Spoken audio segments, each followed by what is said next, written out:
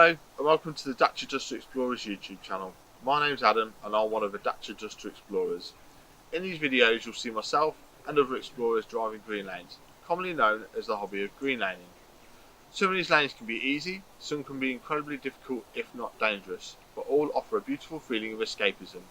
If you have any doubt about the green lane you're driving, get out and walk the lane first, making a mental note of places to turn around if needed and thinking about strategies to overcome difficult sections, because reversing after a failed attempt to get along the lane can be incredibly difficult and very risky.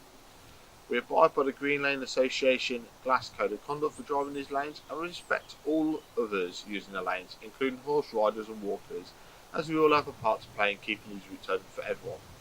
If you're thinking of green laning yourself, please consider joining the Green Lane Association to help fight to keep these lanes open and to help you understand more about this hobby. They also have a Trailwise 2 website which will significantly aid in your planning. Please don't forget to like and subscribe to the YouTube channel to get updates on new videos and check out our previous massive video collection. For more information head to the website www.daciadusterexplorers.co.uk, and finally, thanks for watching, stay safe and enjoy your trips.